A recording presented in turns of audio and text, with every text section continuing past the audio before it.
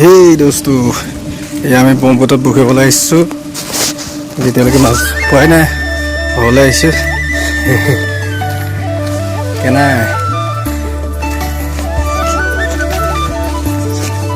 এইখিনি মাৰো নেকি, অকলকে মাৰো।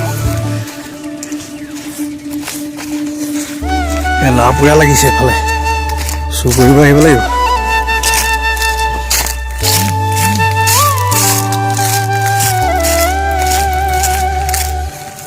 গতিকে বাই বাই। এনেকৈ বৰশী